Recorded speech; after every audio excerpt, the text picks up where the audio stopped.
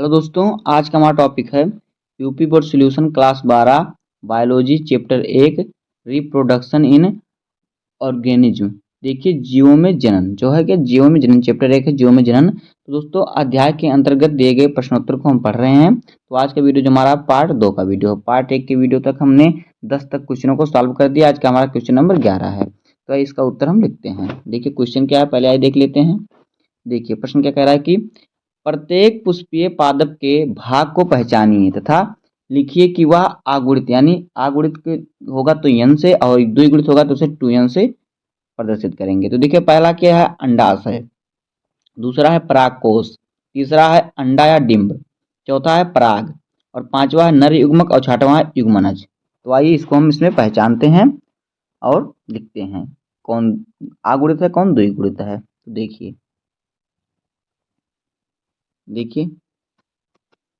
उत्तर देखिए यहाँ पे हमने लिखा उत्तर पुष्पीय भाग। पहला हमारा क्या है, अंडाशय, तो ओवरी यानी हमारा देखिए ये जो है अंडाशय, यहाँ पे ओवरी लिखा है, ये हमारा अंडाशय है। ये जो गोल सा ये हमारा क्या है, अंडाशय है। और देखिए परागकोश, परागकोश देखिए क्या यहाँ पे है, आपको दिखाते हैं परागकोश कहाँ पे है। यहाँ पे देखिए एंथेर लिखा है, ये है परागकोश। जो आपको यहाँ पे एंथेर दिख रहा है ये है परागकोश है। और क्या है, अंडा, तो अंडा जो है देखिए इस जो ओवरी के अंदर होता है वो क्या होता है, छोटा सा अंडा होता है जो अंडा डिम। और फिर परागकण, परागकण देखिए कहाँ पे है, यहाँ पे देखिए परागकण कहाँ पे है। तो परागकण देखिए यहाँ पे परागकण होता है, जो ये परागकोश होता है इस पे जो छोटे छोटे बिंदु होते हैं इस पर परागकण, छोटे छोटे परागकण इस पे होते हैं।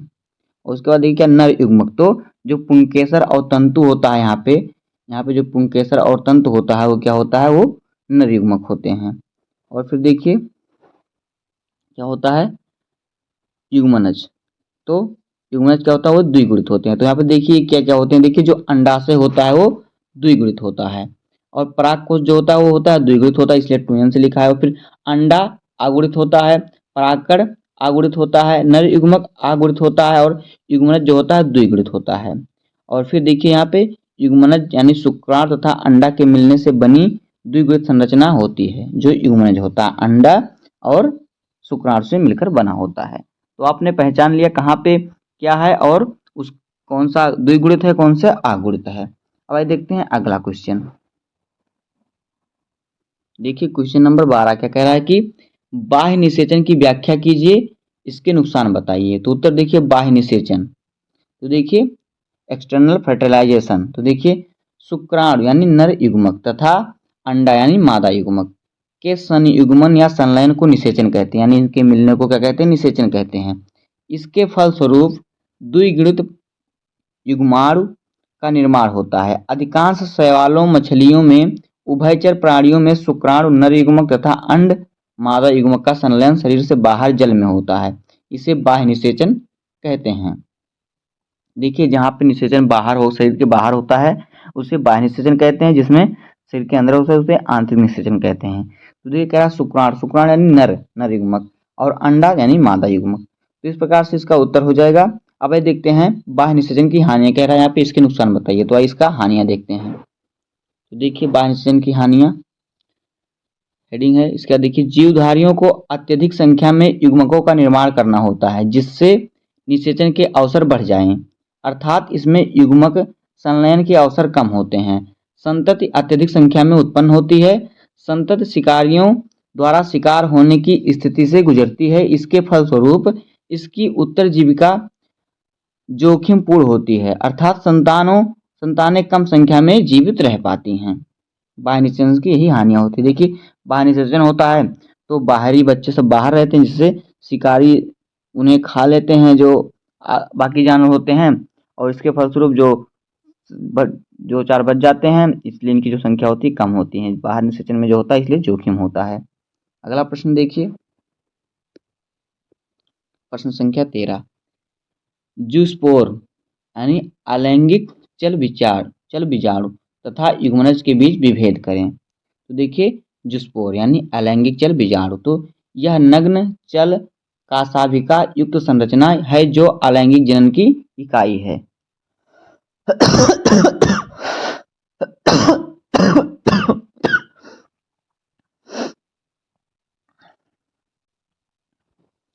इसका निर्माण जनन कोशिका की जीव द्रव्य में सूत्री विभाजन द्वारा होता है। इसके अग्रभाग पर स्थित कशाभिका जल में तैरने हेतु सहायक होती है। ये जल बीजाणुधानी में बनते हैं। उदाहरण इलोथ्रिक्स और फिर क्लेमाइडोमोनास आदि। अगला क्या है देखिए, युग्मनज जाइगोट। तो देखिए युग्मनज क्या होता है।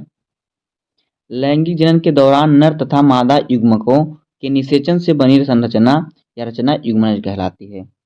नर तथा मादा की युग्मक के निषेचन से बनी संरचना युग्मनज कहलाती है। यह द्विगुणित होता है तथा विकसित होकर भ्रूण अथवा लार्वा में परिवर्तित हो जाता है। लैंगिक जनन करने वाले जीवों का विकास युग्मनज से होता है। बाह्य निषेचन करने वाले जीवों का युग्मनज द्वारा निर्माण बाह्य माध्यम में होता है, जैसे मेढक, जबकि आंतरिक निषेचन करने वाले जीवों में यह मादा के शरीर से विकसित होता है, जैसे कि मनुष्य। देखिए बाह्य निषेचन वाले जीव में युग्मनज का निर्माण जो होता है कहाँ पे होता है, बाह्य माध्यम से जल में होता है, जैसे मेढक का। जबकि आंतरिक निषेचन जिनमें होता है, जैसे कि मनुष्य में जो निषेचन होता है कहाँ पे होता है, शरीर के अंदर विकसित होता है। अगला प्रश्न देखिए, प्रश्न संख्या 14। देखिए युग्मक युग्मक जनन एवं भ्रूणोद्भव के बीच अंतर स्पष्ट कीजिए। भ्रूणोद्भव, तो देखिए पहला हेडिंग हमारा क्या है, युग्मनज, दूसरा है भ्रूण उद्भव। तो देखिए इसका उत्तर हम लिखते हैं। देखिए अंतर इसमें क्या क्या है। पहला है क्या, युग्मक जनन में नर तथा मादा जनतों में अगुणित युग्मक के बनने की प्रक्रिया युग्मक जनन कहलाती है। नर तथा मादा जनतों में अगुणित युग्मक के बनने की प्रक्रिया युग्मक जनन कहलाती है। और जो भ्रूण उद्भव है इसमें देखिए युग्मक जनन युग्मनज या युग्माणु युग्मनज या युग्माणु के संतति के विकसित होने की क्रिया को भ्रूण उद्भव कहते हैं। दूसरा देखिए युग्मक जनन में यह अर्धसूत्री विभाजन में या अर्धसूत्री विभाजन द्वारा होता है। और जो भ्रूणोद्भव है ये क्या होता है, ये सूत्री विभाजन द्वारा होता है। तीसरा देखिए युग्मक जनन में युग्मक जनन दो प्रकार के होते हैं, शुक्र जनन तथा अंड जनन। और भ्रूण उद्भव के अंतर्गत निम्नलिखित क्रियाएं होती हैं। कौन कौन, देखिए युग्मक जनन, निषेचन, विदलन एवं भ्रूण निर्माण आदि। तो इस प्रकार से हो जाएगा। इसका उत्तर भाई देखते हैं क्वेश्चन नंबर 15। देखिए क्वेश्चन नंबर 15 क्या कह रहा है कि एक पुष्प में निषेचन पश्च परिवर्तनों की व्याख्या कीजिए। एक पुष्प में निषेचन पश्च परिवर्तनों की व्याख्या कीजिए। तो उत्तर देखिए, पहले हेडिंग हमारा है पुष्प में निषेचन पश्च परिवर्तन। उत्तर देखिए पुष्पीय पौधों में दोहरा निषेचन तथा त्रिक संलयन होता है, डबल फर्टिलाइजेशन एंड ट्रिपल फसियन। तो पुष्पों में जो पुष्प होता है, पुष्प यानी फूल होता है, उसमें दोहरा निषेचन तथा त्रिक संलयन होता है। इसके फलस्वरूप भ्रूणकोश में द्विगुणित युग्मनज तथा त्रिगुणित प्राथमिक भ्रूणकोश केंद्रक बनता है। इनसे क्रमशः भ्रूण तथा भ्रूणपोष बनता है। भ्रूणपोष विकासशील भ्रूण को पोषक प्रदान करता है। इसके साथ साथ बीजांड में निम्नलिखित परिवर्तन होते हैं, जिसके फलस्वरूप बीजांड से बीज तथा अंडाशय से फलावरण का निर्माण होता है। फलावरण मतलब फल का जो आवरण होता है, जो फल को चारों तरफ से ढके रहता है, उसे फलावरण कहते हैं, जिसे आप उसका छिलका कहते हैं। इस प्रकार से फलावरण का निर्माण होता है। आगे देखिए बीजांड वृंत, चूंकि है बीजांड जो वृंत है, जो बीजांड वृंत है क्या, बीजांड बीज वृंत से बनता है। मध्य आवरण बीजावरण बनाता है। अंड द्वार बीज द्वार बनाता है। अंडा बीजांड का क्या है, प्राय नष्ट हो जाता है, कभी कभी भोजन संचलित होने के कारण पेरिस्पर्म बनाता है। और भ्रूणकोश देखिए क्या है, अंड कोशिका या भ्रूण बनाती है। जो अंड कोशिका क्या भ्रूण बनाती है। सहायक कोशिकाएं नष्ट हो जाती हैं, प्रतिमुख कोशिकाएं नष्ट हो जाती हैं। ध्रुवीय केंद्रक भ्रूणपोष बनाता है। अंडाशय की भित्ति फल भित्ति बनाती है। बीज में भ्रूण सुप्तावस्था में रहता है। बीज चारों ओर बाह्य कवच तथा अंतः कवच द्वारा मध्य आवरण से घिरा होता है। आगे देखिए भ्रूण बीज पत्रों के मध्य स्थित होता है। फल भित्ति की संरचना के आधार पर फल सरस अथवा शुष्क होते हैं। अगला प्रश्न देखिए, प्रश्न संख्या 16। एक द्विलिंगी पुष्प क्या है। अपने आसपास से 5 द्विलिंगी पुष्पों को एकत्र कीजिए और अपने शिक्षक की सहायता से इनके सामान्य एवं वैज्ञानिक नाम पता कीजिए। तो देखिए उत्तर, द्विलिंगी पुष्प, जब पुष्प में पुमंग तथा जयांग दोनों होते हैं तो पुष्प द्विलिंगी कहलाते हैं। इसमें क्या पुमंग और जयांग दोनों होते हैं तो पुष्प द्विलिंगी कहलाते हैं। सामान्यतया समीपवर्ती क्षेत्रों में पाए जाने वाले द्विलिंगी पुष्प जैसे कि सरसों, मूली, मटर, सेम और फिर क्या है अमलतास और गुड़हल। तो देखिए ये सब क्या है, ये सब द्विलिंगी पुष्प हैं। तो इनका वैज्ञानिक नाम देखिए, सरसों का वैज्ञानिक नाम क्या होता है देखिए, बेसिक कैंपेस्ट्रिस, बेसिक कैंपेस्ट्रिस। और फिर मूली का रेफेनस सेटाइवस। और फिर मटर का क्या होता है देखिए, पाइसम सटाइवस। और सेम का डॉलिकोस लवलव, डॉलिकोस लवलव होता है। और फिर देखिए अमलतास का केसिया फिस्टुला होता है। गुड़हल का होता है हिबिस्कस रोजा सिनेक्सिस। अब देखिए अगला प्रश्न देखते हैं, प्रश्न संख्या 17। तो देखिए क्या है, किसी भी कुकुरबिट पादप के कुछ पुष्पों की जांच कीजिए और पुंकेसरी व स्त्री केसरी पुष्पों को पहचानने की कोशिश कीजिए। क्या आप अन्य एकलिंगी पौधों के नाम जानते हैं? तो देखिए उत्तर, कुकुरबिट पादप पुष्प एकलिंगी होता है। नर पुष्प में जयांग अनुपस्थित होता है। पुष्प में 5 पुंकेसर होते हैं। ये प्राय 2+2+1 के रूप में संयुक्त रहते हैं। इसमें इसके परागकोश व्यावृत्त होते हैं। मादा पुष्प में पुमंग अनुपस्थित होता है। जयांग त्रिअंडी युक्ताणुपी त्रिअंडपी और फिर युक्त अंडपी एक कोष्ठकीय तथा अधोवर्ती अंडाशय से बना होता है। इसमें भित्ति लग्न बीजांड न्यास होता है। अंडाशय से विकसित सरल सरस फल पेपो कहलाते हैं। अन्य एकलिंगी पौधे देखिए कौन कौन से हैं, मक्का, खजूर, पपीता, नारियल। तो देखिए इसमें क्या होता है, मक्का जो है जिसे क्या कहते हैं जिया मेज। और फिर खजूर का क्या कहते हैं फिनिक्स सिल्वेट्रिस। और फिर पपीता का केरिया पपाया। नारियल का कोकस न्यूसीफेरा। अगला प्रश्न देखिए, प्रश्न संख्या 18।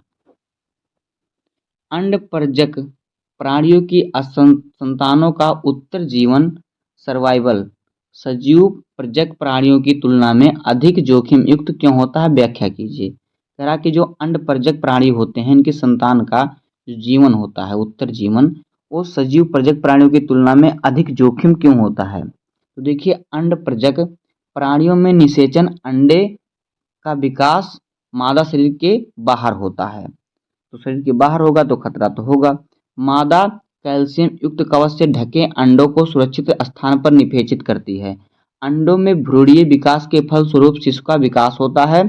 शिशु निश्चित अवधि के पश्चात अंडे के स्फुटन फलस्वरूप मुक्त होते हैं, यानी अंडे के फूटने पर मुक्त होते हैं। जैसे कि मान लीजिए चिड़िया कोई अंडे देती है तो अंडे को बाहर दे रखती है, तो जब अंडा फूटता है तो उसमें से जीव बच्चे बाहर निकलते हैं। अंडपरज के बाह्य परिवर्धन में होता है। यह पर्यावरणीय प्रतिकूल परिस्थितियों तथा शिकारी प्राणियों से प्रभावित होता है। देखिए जैसे कि कौवा देख लेता है तो पक्षी के अंडे खा लेता है, नहीं सांप खा लेता है, तो इस प्रकार से उसमें खतरा बना रहता है। इसके फलस्वरूप इन प्राणियों की उत्तर जीविका अधिक जोखिम युक्त होती है। अंडपरजक प्राणियों का विकास के लिए कम समय मिलता है, अतः इन जीवों में आंतरिक परिपक्वता सजीव प्रजक की तुलना में कम होती है। जैसे मत्स्य, उभयचर, सरीसृप तथा पक्षी वर्ग के प्राणी अंडप्रज होते हैं, यानी जो अंडे जैसे कि जो अंडे से उत्पन्न होते हैं वो अंडप्रजक होते हैं। आगे देखिए सजीव प्रजक जरायुज में निषेचित अंडे का युग्मनज का परिवर्धन मादा प्राणियों के शरीर में होता है। जो सजीव प्रजक होते हैं उसमें जो विकास होता है शिशु का वो मादा शरीर के अंदर होता है। इसके आंतरिक परिवर्धन इसे आंतरिक परिवर्धन कहते हैं। कैसे देखिए, इसमें शिशु का विकास पूरा होने के पश्चात प्रसव द्वारा इसका जन्म होता है। जैसे कि मनुष्यों में शिशु का जन्म होता है उसी प्रकार से शिशु का विकास आंतरिक होने के कारण और परिवर्धन में अधिक समय लगने के कारण इनकी उत्तरजीविता अपेक्षाकृत कम जोखिमपूर्ण होती है। आंतरिक परिवर्धन होने के कारण ये बाह्य वातावरण तथा बाह्य परभक्षी जीवों से सुरक्षित रहते हैं। यही कारण है कि सजीव प्रजक की उत्तरजीविका अंडपरज की अपेक्षा अधिक होती है। जब जो बच्चे देखिए इसके उत्तर के कहने का मतलब है कि जैसे जिन जीवों में अंडे से बच्चे उत्पन्न होते हैं, तो जो जीव होते हैं जैसे पक्षी, सांप, वो पहले अंडे दे देते हैं। तो अंडे पहले दे देते हैं इसलिए उससे खतरा बना रहता है, कोई सांप खा ले, कोई तोड़ दे अंडे को। तो और जो जिन जीवों में बच्चे जो होते हैं मादा के पेट में विकसित होते हैं, उनसे वो विकास होकर जन्म लेते हैं, जैसे कि मनुष्य, गाय, भैंस। इसमें उसमें क्या होता है, उसमें जो होता है शिशु के लिए या बच्चे के लिए खतरा कम होता है। और जिसके जो अंडे द्वारा उत्पन्न होते हैं उन्हें अंडपरजक कहते हैं, और जो मादा के शरीर द्वारा उत्पन्न होते हैं उन्हें सजीव परजक जीव कहते हैं। तो इस प्रकार से हो जाएगा इन क्वेश्चनों का आंसर। उम्मीद है कि आपको वीडियो पसंद आया होगा। अगर आपको वीडियो पसंद आया हो तो वीडियो को लाइक कर दीजिएगा, और चैनल पर नए हैं तो सब्सक्राइब कर दीजिए। मिलते हैं किसी नेक्स्ट वीडियो में, तब तक के लिए धन्यवाद। जय हिंद।